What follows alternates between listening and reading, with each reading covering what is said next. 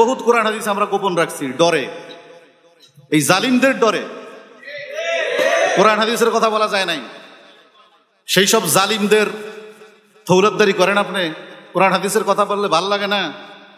তাহলে আপনার কারণে কি আমি কোরআন হাদিসের কথা বন্ধ রাখবো নাকি? দেখেন না, ফাঁসিতে ঝুলাইছে, তারপরও ভি চিহ্ন দেখায় হাসে, তা আপনি বুঝেন না? অনুমান নাই আপনার যে কারে দিয়ে কি কাজ করানো যাবে? অর্থাৎ গোটা দুনিয়ার সব কাজের নেতৃত্ব দিতে যোগ্যতা লাগে, কিন্তু ধর্মীয় প্রতিষ্ঠানের নেতৃত্ব দিতে এখন আর যোগ্যতা লাগে না। এটাই হলো মূল সমস্যা। সহিহ বুখারীর 2781 নম্বর হাদিস বানাই কইতেছি, খোলেন বুখারী শরীফ। কারে আনবেন আনেন, বাংলাদেশের না সারা পৃথিবীর বড় আলেম আনেন, দেখেন তো আমার কথাটা ঠিক ভুল হয় কিনা, হাদিস থেকে বলছি কিনা, কোরআনের আয়াত থেকে বলছি কিনা। না, আমি তো আলেম এই জন্যই হইছি যে কোরআন হাদিস আপনাকে বলবো। আর আপনি তো মুমিন মুসলমান হয়ে থাকলে কোরআন হাদিস আপনি শুনবেন, আর ভালো না লাগলে সংশোধন হবেন। আর যদি তারপরও ভালো না লাগে তাহলে আপনি মরলে আমি জানাজা দেবো না, যদি আপনি সমালোচনা করেন। এটা আমার উপরে নির্দেশ। আপনার সমাজের যেই হন না কেন আমি দেব না তো, কারণ মুহাম্মদুর রাসূলুল্লাহর যে আদর্শ সেটি আমার আদর্শ। আমি আপনার মতো করে দুনিয়ার কেউ আদর্শ বানাই নাই দুনিয়ার ধান্দায়। কোরআন যাকে আদর্শ মানতে বলছে আমি তাকেই আদর্শ মানি। যারা মুমিন এবং মুসলমান তাদের জীবনের মৌলিক আদর্শ কি হবে, কে হবে, আদর্শ কি হবে এবং কে হবে, সেই বিষয়ে আল্লাহ রাব্বুল আলামিন আমাদেরকে জরুরি হেদায়েত দিয়েছেন। যারা মুমিন এবং মুসলমান তাদের কাছে এই পৃথিবীতে সবচেয়ে কার কথা দামি বলেন তো? কারণ আল্লাহর কথা ভিতরে কোনো মিথ্যা আছে? এই কিতাবের শুরুতে আল্লাহ বলেন লা রাইবা ফি, এই কিতাবের মধ্যে বিন্দু পরিমাণ সন্দেহের অবকাশ নেই। এখন যদি এই কিতাবের কথা আমার বাবার কথার সাথে না মিলে তাহলে বাদ দেব কোনটা, বাবার কথা নাকি এই কিতাবের কথা? বুঝা শুনে বলেন তো। হ্যাঁ, যদি এই কিতাবের কথা যদি আমার ইমামের কথার সাথে না মিলে বাদ দেব কোনটা? ইমামের কথা বাদ, আল্লাহর কথা বাদ দেওয়া। এটা কাদের জন্য? যারা মুমিন মুসলমান তাদের জন্য। যদি এই কিতাবের কথা আমার নেতার বিরুদ্ধে যায়, নেতার কথার সাথে না মিলে, নেতা কয় একটা, কোরআন কয় একটা, এখন কথা নাই, কোরআন বাদ, নেতার কথা ঠিক। যারা মুমিন তাদের নিকট কোরআনের কথাই শিরোধার্য এবং চূড়ান্ত এবং অবধারিত। আর যারা মুনাফিক, মুনাফিকদের কাছে তার কথা, তার বাবার কথা, তার নেতার কথা, তার দলের কথা যদি কোরআনের সাথে সাংঘর্ষিক হয় কোরআন বাদ দিয়ে দেয়, বলে যে হুজুর এটা কইেন না, তাই না? এজন্য ঈমান এটা আমার দিলের ব্যাপার, ভিতরের ব্যাপার। তো অনেকে বলে যে হুজুর নামাজ না পড়লে কি হবে, আমার ঈমান ঠিক আছে। উপরে পচা থাকলেও, উপরে ভালো থাকলেও অনেক সময় ভিতরে পছন্দ রে। কাঁঠাল উপরে পরিপূর্ণ ভালো, তারপরেও দেখা যায় যে ভিতরে কি হয়ে গেছে। আর যদি ভিতরে পচতে পচতে উপর পর্যন্ত দেখা যায় যে উপরের ছোকলা টকলা সব পয়সা পকইছে, তো কি বলা যাবে যে ভিতরে ভালো আছে? অর্থাৎ উপরে যাদের ভালো, ভিতরে তাদের ভালো হওয়ার সম্ভাবনা আছে, খারাপও হতে পারে। আর যার উপরই খারাপ, ওর আবার ভিতরে ভালো হয় কেমনে? তো ভিতর থেকে তো পচতে পচতে উপর পর্যন্ত আসছে। অতএব উপরে যাদের পচা তাদের এই কথা বলার কোনো অধিকারই নাই যে আমার ভিতরে ভালো।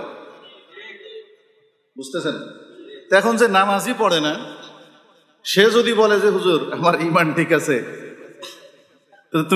তুমি তো নামাজই পড়ো না। যারা নামাজ আমরা পড়ি আমাকেও ঈমানের খবর নাই, ঠিক আছে না নাই? তলায় হাত দিলে, কিন্তু তুমি যে নামাজই পড়ো না, তোমার ঈমান কত দূর আছে আমরা জানি না। বুঝতেছেন? এই জন্য সূরা আহজাব আরেকটা জরুরি কথা আমাদের বোঝা দরকার, যাতে আমার উপর আপনারা রাগ না করেন, যে এই যে কোরআন, কি কোরআন একজন মুসলমান হওয়ার জন্য বলেন তো কোরআনের কয়টা কথা মানলেই হয়? বুঝেন নাই যে কোরআনের কিছু কথা 20টা 50টা মানলেই মুসলমান হওয়া যায়, বাকিটা না মানলে অসুবিধা নেই, বাকিটা অবিশ্বাস করলে সমস্যা নেই, এমন কোনো কথা আছে? তো আপনি কি মুমিন মুসলমান নাকি মুনাফিক, এইটার পরিচয় দাড়ি বড় দেখলে দেওয়া যাবে না। কারণ দাড়ি, ফেরাউনের দাড়ি মুসার দাড়ির চেয়ে বেশি বড় ছিল। বুঝেন নাই কথা? এবং ফেরাউন মুসায় সে দাড়িতে স্বর্ণের পানি দিয়া কি করত? দোলাই করত, গেলেস মারত তার দাড়ি। বুঝতেছেন? এই জন্য বিশাল বড় আমি পাগড়ি বানলাম, জুব্বা পরলাম, 5 ওয়াক্ত নামাজ পড়লাম, এইটা দিয়ে কিন্তু মুমিন আর মুনাফিক চেনা যাবে না। রসুলুল্লাহর পিছনে, মোহাম্মদুর রসুলুল্লাহর পিছনে নামাজ পড়তো, সামনের কাতারে, 2 নম্বর কাতারে, অর্থাৎ আগে আগে আসতো। মুনাফিকদের সর্দার, মুনাফিকদের কি? উবাই ইবনে আব্দুল্লাহ ইবনে উবাই ইবনে সুলুল আসতো। এ যখন মরছে, রসুলুল্লাহ সাল্লাল্লাহু আলাইহি ওয়াসাল্লাম তার জানাজা পড়ার জন্য যাবে, অর্থাৎ পিছনে পিছনে সবসময় রসুলের বিরুদ্ধে লেগে থাকতো। যেই কথাই রসুলের তার বিপক্ষে যাইতো, নিজের সংশোধন হইতো না, রসুলুল্লাহকে কি করতো? সমালোচনা করতো। তো যা হোক, আল্লাহ রসুল সাল্লাল্লাহু আলাইহি ওয়াসাল্লাম সবকিছু যাই না বুঝা ধৈর্য ধৈরা সবর কইরা ছিলেন, চাচ্ছেন তারপরও আমাকে গালি দিয়ে দু, ভালো হোক, ইমান ঠিক হোক, জান্নাতের রাস্তা আস। কিন্তু কপাল যদি কারো পড়া হয়, তাহলে মোহাম্মদুর রসুলুল্লাহর আপন চাচা হইয়া তাই হেদায়েত আনতে পারে নাই, ইমান পায় নাই, ইমান আনতে পারলো না, ইন্তেকাল করলো, মারা গেল। তো রসুল বললেন জানাজা পড়বো। হযরত ওমর একটু মেজাজি ছিলেন, না আপনি ওর জানাজা যাইতে পারবেন না, জামাটাই না ধরছেন। বুঝতেছেন? তা আল্লাহ রাসূল সাল্লাল্লাহু আলাইহি ওয়াসাল্লাম বলেন যে না, ছাড়ো আমারে, আমি জানাজা পড়বো। তা আল্লাহ রাসূল সাল্লাল্লাহু আলাইহি ওয়াসাল্লাম ওমরের কথা মানলেন না। ওমরের কথা তো মানার দরকার নেই, কারণ উনি তো উম্মত, তাই না? কিন্তু হযরত ওমরের আত্মমর্যাদা অনেক বেশি, গায়রত বেশি, যে প্রকাশ্য মুনাফিক। আপনি অনুমতি দেন না, তাই ওর কল্লা এখনো ঠিক আছে। আপনি অনুমতি দিলে কবে ফেলাই দিতাম। কিন্তু ওর জানাজা আপনি কেন যাবেন? আপনি গেলে যান, আমি ওর জানাজা দিতাম না। সুবহানাল্লাহ বলেন। হযরত ওমর বরদাস্ত করতে পারেন। রাসূলুল্লাহ জানাজা গেছেন, এরপরে জানাজা পড়ছেন। নবীজি কত দরদি দেখেন, নিজের জানের দুশ্মন, সুযোগ পেলে মাইরা ফেলায়, ইহুদিদের সাথে ষড়যন্ত্র করে। তারপরও আখির জামানার পয়গম্বর, ওমা আরসালনাকা ইল্লা রাহমাতাল লিল আলামিন, নিজের গায়ের জামা খুইলা ওর কাফন দিছে। জাল্লা, তুমি ওরে কবরের ভিতরে কি দিও না, দিও না। নিজের মুখের থেকে লালা লাগাইয়া ওর মুখের ভিতরে কি করছে? লাগাইছে। লাগাইয়া বলে যে এবার দাফন করো। আল্লাহ তাআলা এখন কোরআনের আয়াত নাযিল করে। আল্লাহ বলেন, এরপরে যদি ফালা তুসাল্লি আলা আহাদিন মিনহুম, এই গ্রুপের এরপরে দ্বিতীয় কেউ যদি মারা যায়, আমি বৈশা বৈশা তামসা দেখলাম, ওমর মানা করছে, আপনি শোনেন নাই, আপনার দরদ বেশি উতলায় গেছে। এই মুনাফিক জামাতের কেউ যদি এরপরে মারা যায়, ফালা তুসাল্লি আলা আহাদিন, এদের কারো জানা যায় আপনি মোহাম্মদ রাসূলুল্লাহ শরীক হবেন না।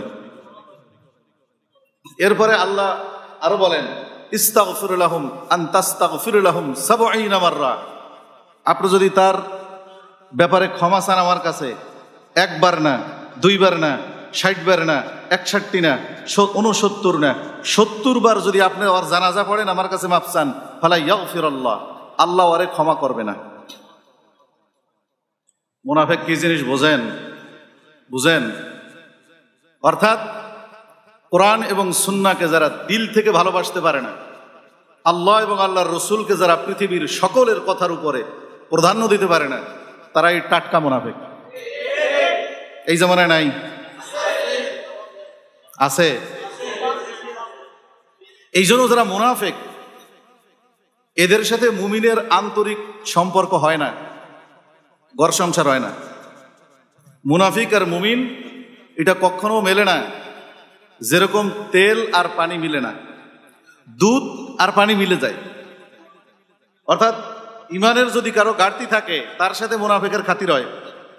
তো পাক্কা ইমানদার যে, তার সাথে কোনোদিন মুনাফিকের খাতির হয় না। মুনাফেকের খাতির হবে, মুনাফেক যদি আমার বাবা হয় তার সাথেই তো আমার খাতির নেই, তা আপনার সাথে কেন খাতির হবে? এইটা মুমিনের কথা।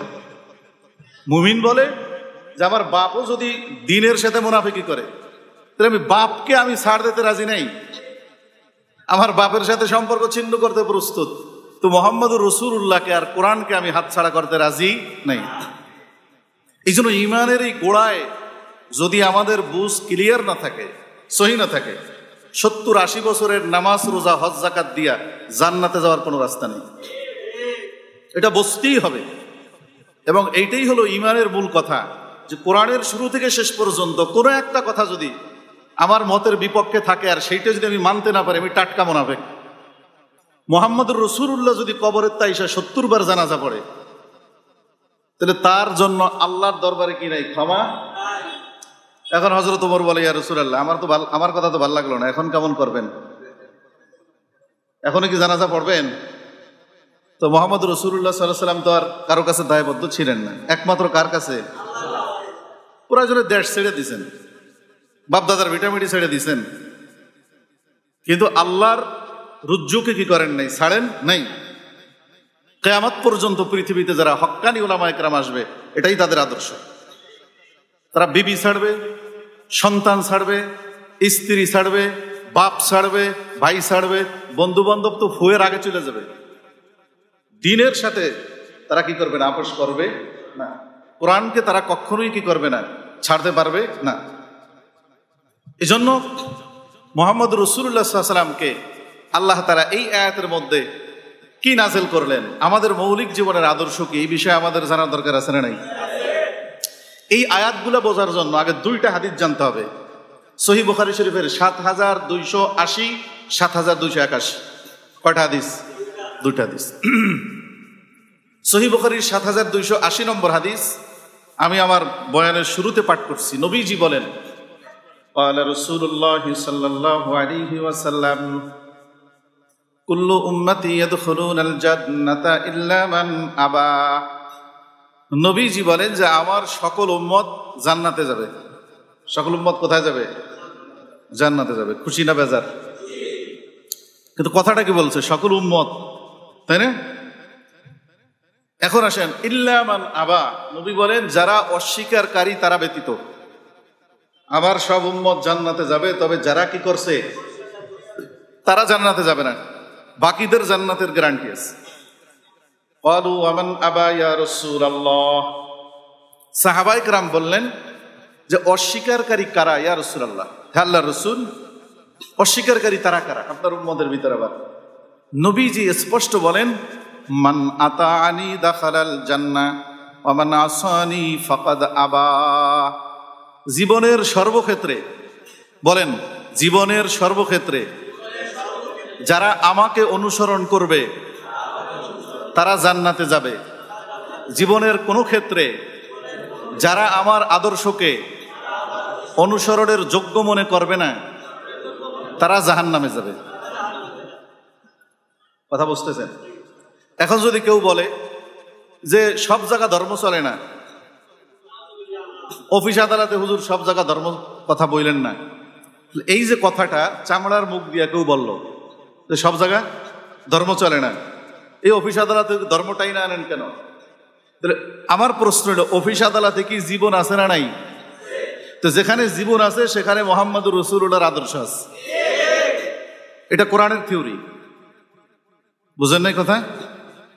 তাহলে পারিবারিক জীবনে যেরকম মানুষের জীবন আছে, মুহাম্মদুর রাসূলুল্লাহর আদর্শ আছে। সামাজিক জীবনে জীবন আছে, মুহাম্মদুর রাসূলুল্লাহর আদর্শ আছে।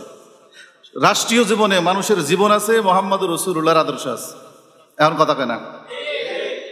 রাষ্ট্রীয় জীবনে মানুষের জীবন নাই, মুহাম্মদুর রাসূলুল্লাহর আদর্শ নাই।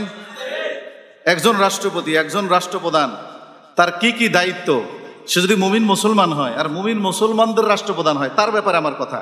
তাহলে সেই ব্যাপারে কোরআনে কি থিওরি নাই? এখন কেউ যদি বলে যে রাষ্ট্রীয় জীবনে কোরআন হাদিসের কথা বলা চলবে না, তাহলে এই কথাটা কি মুসলমানের কথা নাকি কাফেরের কথা? এই কথাটা সুস্পষ্ট কুফরি। যে রাষ্ট্রের কোনো কাজে ইসলামের কথা বলা যাবে না, এই কথাটা সুস্পষ্ট কুফরি। সে যদি 6 ওয়াক্ত তাহাজ্জুদ পড়ে, ও কাফের। কথা বুঝতেছেন? ভালো তো লাগার কথা না। ভালো লাগার কথা। তা আমার এটা জিম্মাদারি, কারণ এই কথার কারণে যেন আমি দায়বদ্ধ না হই আল্লাহর দরবারে। আপনার কপালে জান্নাত না জাহান্নাম এটা আমার চিন্তা করে লাভ নেই। আমার কপালে যেন জাহান্নাম না হয় সেই ব্যাপারে তো আমার সচেতন থাকতে হবে। আপনি যেথায় যাবেন যান, আমি জোর করে আপনাকে জান্নাতে নিতে পারবো না, কিন্তু আপনি যেহেতু আমাকে এই জায়গা বসাইছেন, যে কয়দিনের জন্য আপনি আমাকে এখানে রাখবেন, ওই কয়দিন আমাকে আমার যে দায়িত্ব সেটা পালন করতে হবে। মনে রাখবেন, গরু দিয়ে আল চাষা যায়, কিন্তু ঘোড়া দিয়ে আল চাষ করা যায় না। এক লোক গরু দিয়ে আল চাষ করে, এখন চিন্তা করতেছে যে আল চাষ আরো দ্রুত করা দরকার, ঘোড়া কিনে আনছে। এখন ঘোড়া যখন আলে জোড়ছে, এমন জোর দিছে, ওই হাতের যে একটা থাকে না, এটা থোতায় লাগ গিয়া দাঁত মাত সব ছুটে চিত্তারিয়ে পড়ছে। এজন্য যার হাল চাষ করার দরকার তাকে তো গরু কিনে আনতে হবে। আপনি ঘোড়া আনছেন কেন? আপনি ঘোড়া দিয়েও হাল চাষ করতে পারবেন না।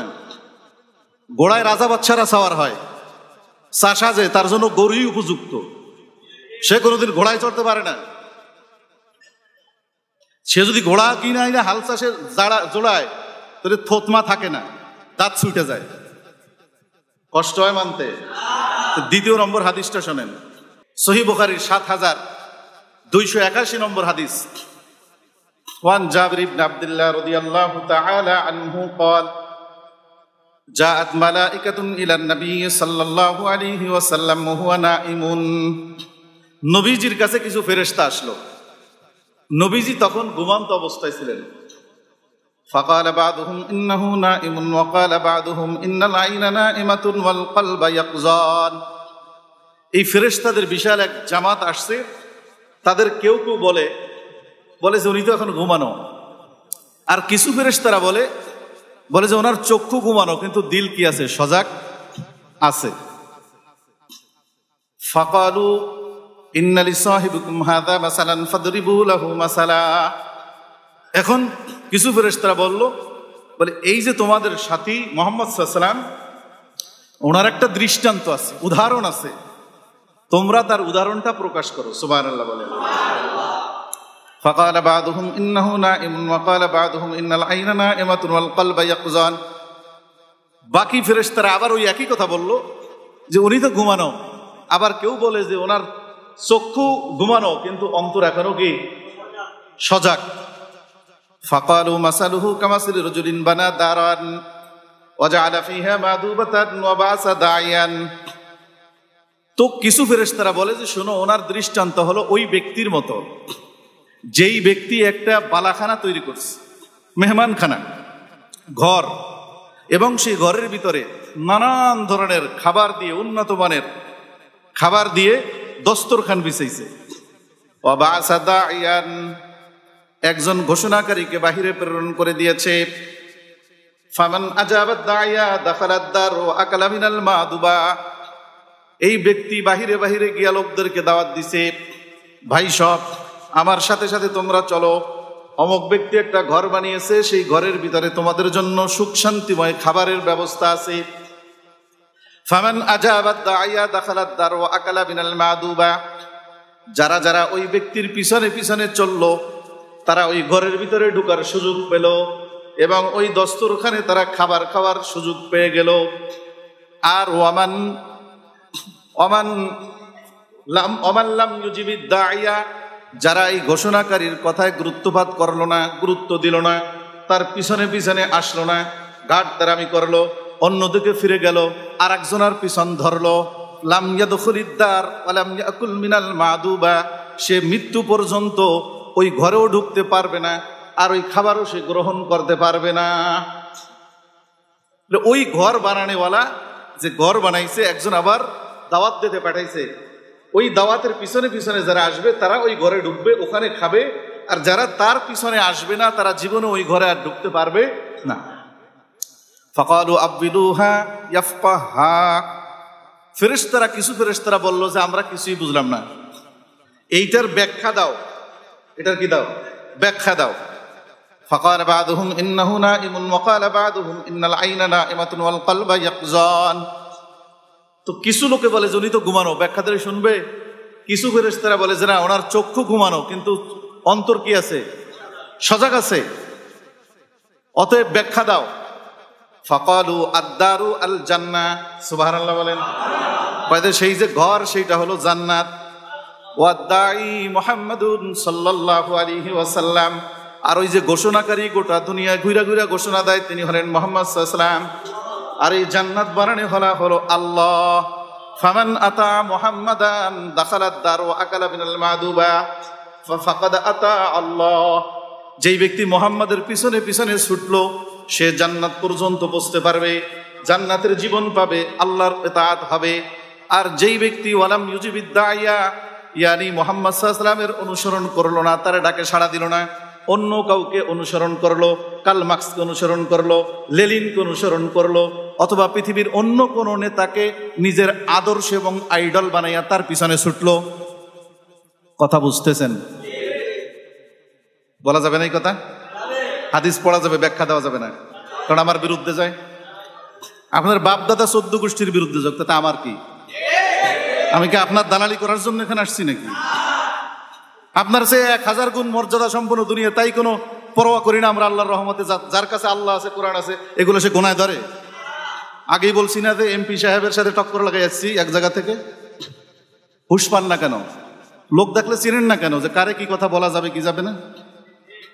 উত্তরার হাবিব হাসান এমপি চিনেন? তার পিএস বডিগার্ড। একদিন কথা বলছি, জুমায় বয়ান করছি, ভাল লাগে নাই মিয়ার, তা আমি কি তার সাথে আপোষ করছি?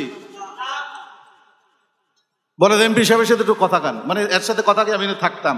আমি তো এমপি কিলানের টাইম নাই, ওই সেই সময় ক্ষমতায় আছে তারা। তাহলে আপনি কোথাকার কি? আপনার ডিরেকশন আমি চলবো এখানে? আগে বলে দিছি একদিন, আপনাদের কাজ ভিন্ন, আমার কাজ ভিন্ন, আমাকে ডিস্টার্ব করবেন না। তাহলে মুহাম্মদ সাল্লাল্লাহু আলাইহি ওয়াসাল্লামকে যারা অনুসরণ করবে না, আদর্শ মানবে না, যে বলবে যে আমার আদর্শ অমুক নেতা, আল্লাহর কসম করে বলছি ও জান্নাতে যেতে পারবে না। যে মুহাম্মদ সাল্লাল্লাহু আলাইহি ওয়াসাল্লামকে মানবে না, তার কবরের জীবন থেকেই তো মিথ্যার জীবন শুরু। আপনারা বোঝেন না মনে হয়? রাগ করতেছেন আমার উপর? রাগ করলে আমার কিছু করার নেই। কেন? আপনি যখন কবরে রাখেন, কবরে কি বলেন? বিসমিল্লাহি ওয়া আলা মিল্লাতি আওয়ামী লীগ, বিসমিল্লাহি ওয়া আলা মিল্লাতে বিএনপি, বিসমিল্লাহি ওয়া আলা মিল্লাতে বিপিনুর, বিসমিল্লাহি ওয়া আলা মিল্লাতে রাশেদ খান মেনন, বিসমিল্লাহি ওয়া আলা হাসানুল হক ইনু। আপনারা তো এটা কই রাখবো। আপনি যদি মুহাম্মদুর রাসূলুল্লাহকে ভালো না লাগে, তার আদর্শ ভালো না লাগে, তাহলে আপনি যেই দলের কারণে আপনার চেহারা কালো হবে, রাসূলুল্লাহর বিরুদ্ধে আপনি যাবেন। আমি যদি আল্লাহর কসম আপনার কবরে যাই, আমি যদি জানি যে আপনি মুহাম্মদ সাল্লাল্লাহু আলাইহি ওয়াসাল্লামের বিরোধিতা করছেন, তার আদর্শের বিরোধিতা করছেন, হাসানুল হক ইনুর দল করছেন, আমি ওই কথাকেই আপনার কবর দেব। তা আমার ফাঁসি হয় হোক, কারণ আপনি তো মুহাম্মদের উম্মত না, আপনি তো শেখ হাসিনার উম্মত, খালেদার উম্মত, আপনি তো হাসানুল হক ইনুর উম্মত। তাহলে এই কথা বলা যাবে না কেন মসজিদে? মসজিদ ইমাম সাহেব রাজনীতির কথা বলতে পারবে না। কাউন্সিলর যখন আসে তখন আপনি ছিলেন কই? কাউন্সিলর এই মসজিদে এসে কথা কয় না রাজনীতির কথা? তখন বেড়াগিরি কই গেছিল আপনার? তখন কি করছিলেন? হ্যাঁ হুজুর, এত জনপ্রতিনিধি, আমি কি ছাগলের প্রতিনিধি? কাউন্সিলরে ভোট দেন 5 বছর পর একবার, আমারে ভোট দেন দৈনিক 5 বার, আমারে ভোট দেন দৈনিক 5 বার। ইক্তেদাই তো বিহাজাল ইমাম। আর ওই বোর্ডের ভিতরে 2 নম্বরই আছে, ভোট দিতে পারে নাই কেউ, আর আমার বোর্ডের ভিতরে 2 নম্বরই নেই। সহজ বাংলা বোঝেন তো? নিজে বোঝেন না যেটা, সে আবার বুঝাইতেছেন কেন আপনি? ও বুঝা শুই না, তারপরে এখানে বসছি তো। তাহলে মুহাম্মদ সাল্লাল্লাহু আলাইহি ওয়াসাল্লাম আমাদের জীবনের আদর্শ। আমার বাপও যদি হয় মুহাম্মদ সাল্লাল্লাহু আলাইহি ওয়াসাল্লামের আদর্শের বিপরীত, আমি সেই আদর্শ ধরবো না, কারণ আমি জানি যে আমার এই বাপের পিছনে চলতে চলতে আমাকে জাহান্নামে যা লাগবে। হযরত আলী রাদিয়াল্লাহু তাআলা আনহুর বাবার নাম হইছে আবু তালেব। আবু তালেবকে তালাক দিছে বাপকে, মুহাম্মদকে ধরছে। এরকম হাজারো সাহাবায়ে কেরাম, হযরত আবু বকর সিদ্দিক থেকে শুরু করে, ওমর থেকে শুরু করে, বাবার আদর্শের সাথে মুহাম্মদের আদর্শ যখন দ্বিমত হইছে, বাবাকে তালাক দিয়া মুহাম্মদকে ধরছে। তার আপনি যদি আপনার দলকে তালাক না দিতে পারেন, মুহাম্মদকে ধরতে না পারেন, যেই কথায় সাংঘর্ষিক হয় সেই কথা সেখানে যদি মুহাম্মদকে প্রাধান্য দিতে না পারেন, তাহলে আপনার মতো মুসল্লি দিয়া মসজিদ বললে তাতে ইসলামের কোনো ফায়দা নেই।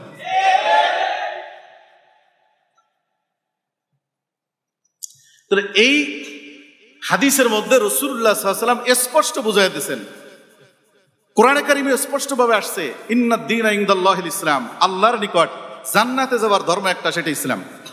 আপনি কবেন তো হুজুর এই সমস্ত মাথা গরম করে কথাবার্তা কইয়া সবাই মিলামিশাই থাকি। হ্যাঁ, আপনি কি জানেন জান্নাতে সেখানে সব দল মিলামিশা থাকবে? সব দল মিলামিশা থাকার জায়গা জাহান্নাম। হিন্দু, খ্রিস্টান, বৌদ্ধ, মুনাফেক, বেঈমান, চোর, দাউড়, বাটপাট, সিটার, এই সব থাকবে কোথায়? একসাথে মিলামিশা জাহান্নাম। বলে তোরা জাহান্নামে থাক, জান্নাতে এক দলই থাকবে। ওই ঘাট তারা যে দল ওর সাথে মেলে নাই, ওদেরকে আল্লাহ কি দেবে? জান্নাত দিবে। আমি কথাগুলো আপনাদের উপর ব্যক্তি রাগ হইয়া করতেছি, বলতেছি না, কিন্তু আমি একটা আদর্শকে টার্গেট করে বলতেছি। ওই আদর্শ যদি আপনার ভিতর থাকে, আপনি এটা ত্যাগ করতে হবে। জান্নাতে যারা হলে বিকল্প রাস্তা নেই, দোস্তাহাবাদ। আমার উপর রাগ করেন না, ধারণা ক্লিয়ার থাকতে হবে। প্রত্যেকটা জিনিস, আপনি ড্রাইভিং লাইসেন্স আনতে যাবেন, সামান্য একটু যদি আপনার ভুল বুঝ থাকে, আমি কয়েকদিন আগে গেছি একটা ড্রাইভিং, হুন্ডা চালাই এখন, তো সামান্য একটুতে পুরো একটা মোটরসাইকেল সব পরিপূর্ণ ঠিক আছে, খালি যেটাই হাওয়া আটকানো থাকে ওইটা নাই, চলবে? তাহলে ইসলামের মৌলিক যে বিষয়গুলো, এক জায়গা যদি আপনার ছিদ্র থাকে, আপনার ঈমান ধ্বংস। আমি বলি না যে আপনার সব কিছু বাদ দিয়ে দুনিয়ার দল করেন, মত করেন, সব বাদ দিয়ে আপনি আমার কাছে এসে বসে থাকেন, না, আপনি করেন, অসুবিধা নাই। কিন্তু যেখানে দেখবেন যে আপনার দলীয় প্রধান কোরআন এবং হাদিসের বিরুদ্ধে কথা বলছে, ওই জায়গায় আপনি চুপ হয়ে যাবেন, ওই জায়গায় আপনি তার অনুসরণ করবেন না। যে লিডার সব মানে, কিন্তু আপনার এই কথায় আমি সমর্থন করতে পারি না। আমার কথা বুঝছেন? আবার যেটা ভালো, তার তো সব তো খারাপ না। যেটা ভালো আছে, মডেল মসজিদ বানাইছে, এটা তো বিরোধিতা করবেন না, এটা ভালো। আরো যত ভালো কাজ আছে, ইসলামিক ফাউন্ডেশন বানাইছে, ভালো। আরো অন্য যারা আছে বিভিন্ন ভালো গুলাকে আপনি সমর্থন করবেন, খারাপ গুলা থেকে আপনি চুপ থাকবেন। কারণ আপনার ইমানের চেয়ে ওইটা বড় না। কারণ কবরে গিয়ে সে আপনাকে হেফাজত করতে পারবে না। যিনি কবরের জগতে, যিনি আপনাকে হেফাজত করবেন, হাসরের ময়দানে যিনি আপনাকে সুপারিশ করবেন, তিনি হলেন মুহাম্মদ। এখন হাসরের ময়দানে এবার আসেন, যদি কেউ মুহাম্মদ সাল্লাল্লাহু আলাইহি সাল্লামকে বাদ দিয়া দুনিয়ার কাউকে আদর্শ মানে, তাদের পরিস্থিতি কি হবে? আল্লাহ তাআলা বলেন, অনেক লম্বা কথা বলার পরে এরপর আল্লাহ বলেন, কি বলেন? ইয়াকুলুনা ইয়া লাইতানা আতা'না আল্লাহ ওয়া আতা'নার রাসূলা। তারা বলবে, যারা এটা করবে তারা বলবে, ইয়া লাইতানা, হায় আমার আফসোস, হায় আমার আফসোস, আমি যদি দুনিয়ার সবাইকে বাদ দিয়া আল্লাহ এবং আল্লাহর রসুলের আদর্শকে আমার জীবনের সর্ব অবস্থায় গ্রহণ করতাম, আমার কপাল ভালো ছিল। সুবহানাল্লাহ বলেন। কথাটা কি বানায় কইলাম? কোরআন শরীফে আছে তো। কোন সূরা? সূরা আহজাব। কত নম্বর আয়াত? 64 নম্বর আয়াত। এখন এই কথা যদি আপনার ভালো না লাগে, আমার সাথে গন্ডগোল করে লাভ আছে? ফিরআউনের লাহার একটা সঙ্গ বানান, আকাশে উঠে আল্লাহর একটা তীর মারেন, কইলা কেন? আমার বিরুদ্ধে গেল। তাহলে বসতে হইলে কার সাথে বসতে হবে? পারবেন তো বসতে? বুঝা শুনে লইয়েন। ওয়াকালু রব্বানা, ওয়াকালু, এবং তারা বলবে, রব্বানা, হে আমাদের প্রতিপালক, ইন্না আতানা, ইন্না মানে নিশ্চয়ই আমরা, আতানা মানে অনুসরণ করেছিলাম, সাদাতানা আমাদের সরদারদেরকে, লিডারদেরকে, নেতাদেরকে। আছে কোরআন শরীফে? কি রাজনৈতিক কথা? এখন কোরআন শরীফে যদি রাজনীতির কথা আল্লাহ কয়, আপনি কোন জায়গার কোন খাড়াস যে আপনি কোরআন কথা কইতে মানা করবেন? আর আপনি মানা করলে এটা শুনবো? ভাবলেন কেমনে? কোন মগজুলিয়া মাথায় এরপরে গড়েন দুনিয়ায়? বুঝতে হবে তো। তো কোরআনের কও জানেন না যে কোরআন পুরা বইটা আসছে, তাফসির বইটা আসছে 12 বছর এটার পিছে, আপনি তারাই এসেন ইসলাম শিখাইতে। আপনি যদি আমার জায়গায় থাকতেন, আপনি আমার মারতেন। আপনি যদি আমার জায়গায় থাকতেন, আপনার সাথে আমি এই কাজ করতাম। আমি তো শুধু একটু বলি, আপনি বইলা ক্ষান্ত দিতেন না, আপনি আমার মারতেন। আপনার যে মেজাজ, বুঝতেছেন কথা? তাহলে নবীজি আল্লাহ বলেন, তারা বলবে আতানা সাদাতানা, আমরা আমাদের নেতাদের অনুসরণ করছি, অকুবারা আনা, এবং আমাদের যারা বড় ছিল, বড় সমাজের বড়, রাষ্ট্রের বড়, দেশের বড়, কোম্পানির বড়, প্রতিষ্ঠানের বড়, বড়দেরকে আমরা অনুসরণ করেছিলাম। বড়দেরকে কি করছি? ফাআদাল্লুনাস সাবিলা, এই বড়রা আমাদেরকে ভুল পথে পরিচালনা করছে। বড়রা আমাদেরকে, এখন এই যে যারা বড় আছেন, আপনাদের জিম্মাদারি সঠিক পথে জাতিকে, সমাজকে পরিচালনা করা। এখন যদি আপনার সঠিক পথ না চেনেন, তা আপনার বড় হইতে কইছে কেটা? আপনি বড় পথ আসছেন কেন? আপনার সঠিক পথ চেনেন না, আপনি ড্রাইভারের সিটে গিয়ে বসছেন গাড়ি চালাইতে, তা আপনি তো পুরো জাতি দিয়ে আপনি পড়বেন খাদের ভিতর। বুঝতেছেন কথা? আমি কারো বিরুদ্ধে বলি নাই। আমার পুরা দেশ, পুরা জাতি, পুরা উম্মতে মুসলিমাকে আল্লাহ কোরআন নাযিল করছে। শুধু আদর্শবাদ, পুরা উম্মতে মুসলিমাকে আল্লাহ কোরআন দিছে, খুইলা খুইলা বয়ান করছে। লিতুবাইয়িনান নাস, মানুষকে স্পষ্ট বলো। এখন আপনি মুখে আড়া লাগাই দিয়েছেন, বললেন না, তা আমার জাতি জানবে কেমনে? এই জাতি অন্ধকারে দেখেই তো বুঝে না কিছু, ডাইন বাও। সমস্যাটা তো এইখানে। এরপরে তারা কি বলবে? রব্বানা আতিহিম দিয়ফাইন, হে আল্লাহ আমাদের শাস্তি দেবেন, কোনো অসুবিধা নাই, কিন্তু আমাদের নেতাদেরকে ডাবল দেন। সুবহানাল্লাহ কান্না। আমাকে তো দেবেন, আমাকে যদি একটা ডিম থেরাপি দেন, আমাকে 3টা দেন।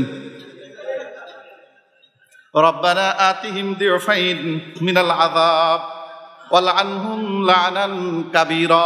আর ওদের উপর, হে আল্লাহ, ওই যাদের কারণে, যাদের অনুসরণ কইরা আজকে জাহান্নামে আসলাম, ওদেরকে আপনি চিরস্থায়ী লানত দান করেন। চিরস্থায়ী কি দান করেন? লানত দান করেন। এই গেল সূরা আহজাব। এরপরে সূরা ইব্রাহিমের 21 নম্বর আয়াত। 21 নম্বর আয়াত, ওয়াবারযুলিল্লাহি জামিআ।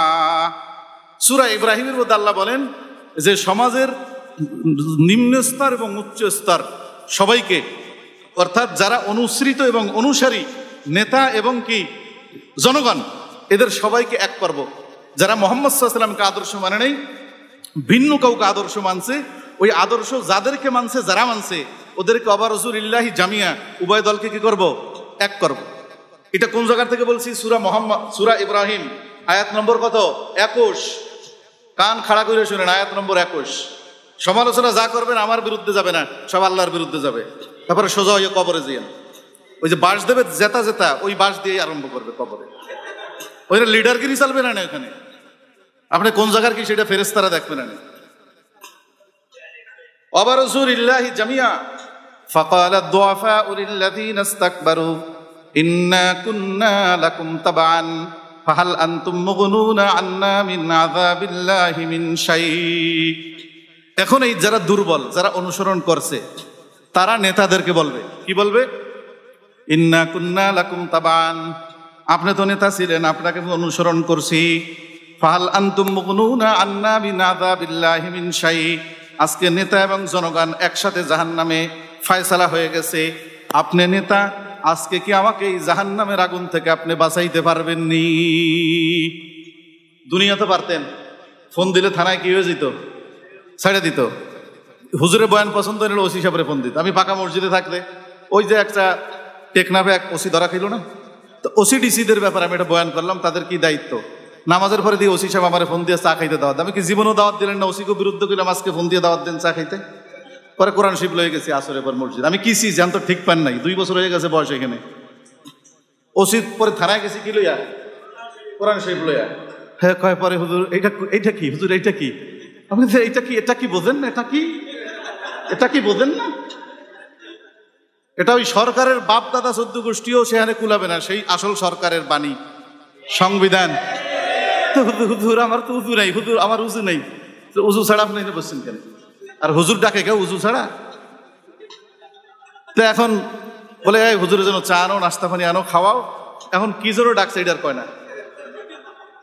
তা আমি কইলাম, তো ওসি সাহেব ডাকছেন কেন? কোরআন শরীফ বন্ধ করো। কয় যে হুজুর আপনি তো বয়ান করছেন, কিছু নেতারা আমারে ফোন দিচ্ছে। আমি কি নেতারা আপনারে ফোন দিয়ে আমার কথা কেন আমার সাথে দেখা করতে পারে না?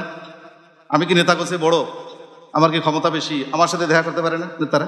হ্যাঁ হাইসে দেখায়, হুজুর আপনি তো ইমাম সাহেব, আপনি তো ইসলামের সব বোঝেন, তারা তো বোঝে না, এই জন্য বলতে। আমি তো তারা যেহেতু বোঝে না, ইসলামের বোঝে না, এই জন্য তার আমার কাছে যাওয়া উচিত, আমার কাছ থেকে বোঝার জন্য,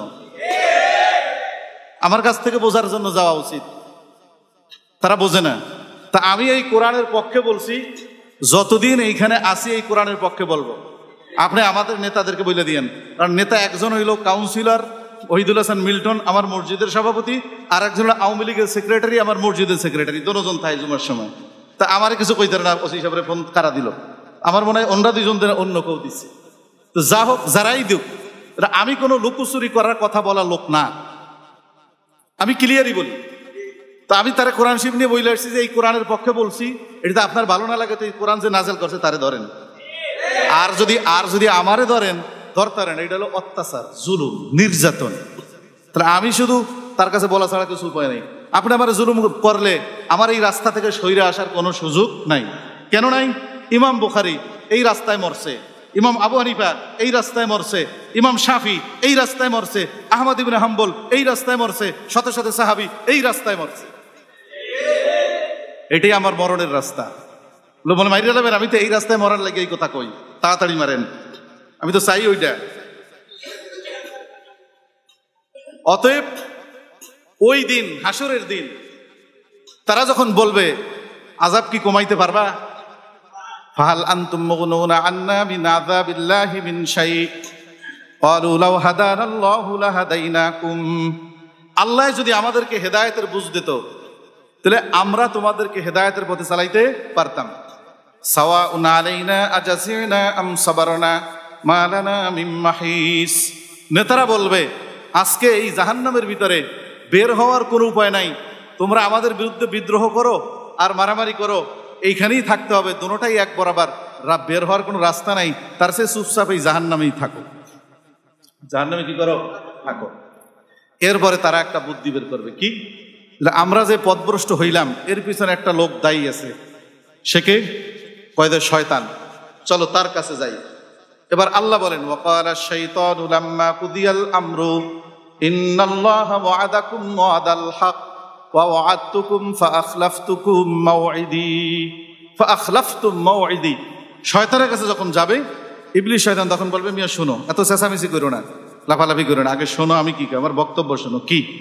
ওয়াকালা শাইতানু লাম্মা কুদিয়াল আমর ইন্নাল্লাহা ওয়া'আদাকুম ওয়া'দাল হক, যে আল্লাহ তোমাদেরকে কিছু অঙ্গীকার করেছিল, ওয়াদা দিয়েছিল, কথা বলেছিল, বলে যে হ্যাঁ, বলে আমিও তোমাদেরকে অঙ্গীকার করেছিলাম, আল্লাহর অঙ্গীকারটা ছিল সঠিক, আর আমি যেই অঙ্গীকারটা করেছিলাম এটা ছিল ভুয়া, ডুপ্লিকেট। কে কবে? শয়তান। শয়তান বলবে যে ইন্নাল্লাহা ওয়া'আদাকুম ওয়া'দাল হক ওয়া ওয়া'আদতুকুম ফাআখলাফতুম মাও'ইদি। এখন তারা বলবে তাহলে আপনি কেন এই 2 নম্বরই ওয়াদা দিয়া আমাদেরকে জাহান্নামে কেন নিয়ে আসলেন? ওমা কানা লি আলাইকুম মিন সুলতান ইল্লা আন দাআউতুকুম ফাস্তাজাবতুম লি। শয়তান এবার বলবে ওমা কানা লি আলাইকুম মিন সুলতান, আমি তো তোমাদের উপরে বল প্রয়োগ করি নাই, তোমাদেরকে আমি পুলিশ বিডিআর দিয়া জাহান্নামে আনি নাই, ধৈরা আনি নাই, ইল্লা আন দাআউতুকুম, আমি শুধুমাত্র তোমাদেরকে দাওয়াত দিছিলাম। কি দিছিলাম? দাওয়াত দিছিলাম, আলেমের পিছে লাগো, মসজিদের পিছে লাগো, মাদ্রাসার পিছে লাগো, নাস্তিকদের সাথে বন্ধুত্ব করো, নাস্তিকতাকে প্রতিষ্ঠা করার চেষ্টা করো, দাওয়াত দিছিলাম। ফাস্তাজাবতুম লি, তোমরা আমার দাওয়াতটাকে গ্রহণ করছো, আল্লাহর দাওয়াতটাকে, কোরআনের দাওয়াত গ্রহণ করো নাই, বরং কোরআনের দাওয়াত বন্ধ করার জন্য তোমরা চেষ্টা করছিলা। ফালা তালুমুনি ওয়ালুমু আনফুসাকুম, আজকে আমি শয়তানকে দোষ দিয়ে লাভ নাই, তুই তো আমার চেয়ে বড় টাটকা শয়তান, তুই নিজের দোষ দে। সব তো দেখেন মুসল্লি, কিন্তু এই মুসল্লির ভিতরে টাটকা শয়তান আছে। অতএব জাহান্নামে এই নেতাদের অবস্থা এইটা হবে। এখন শয়তান বলবে যে এখন যাইয়া উভয় গ্রুপ তোরা ভোগ, কারণ আমারে যে দেখোস আমি তোদের চেয়ে 70,000 গুণ বেশি শাস্তিতে আছি, তো আমার দ্বারা কি পাবি? লাভ নাই। আল্লাহ তাআলা আমাদের সকলকে এই জন্য আদর্শ, আইডল, আইকন যাই আপনি বলেন, আপনি এটা বলতে পারেন না মুমিন মুসলমান হইলে, কোনো আলেমকেও বলতে পারেন না, কোনো পীরকেও বলতে পারেন না। একমাত্র নেতা, একমাত্র আইডল, একমাত্র আদর্শ মুহাম্মাদুর রাসূলুল্লাহ। আপনি যদি মুনাফিক হন আপনার এই ওয়াজ শোনা লাগবে না। যারা মুমিন তাদেরকে বলছি যে একমাত্র আমার জীবনের সর্বক্ষেত্রে, সব জায়গায়, জীবন যেখানে আছে সেখানেই মুহাম্মাদুর রাসূলুল্লাহর আদর্শ আছে না নাই? আল্লাহ তাআলা আমাদেরকে জীবনের সর্ব অবস্থায় মুহাম্মাদুর রাসূলুল্লাহকে আদর্শ মেনে দুনিয়া থেকে যাওয়ার তৌফিক দান করুন। আখিরি দাওয়ানা আলহামদুলিল্লাহি রাব্বিল আলামিন।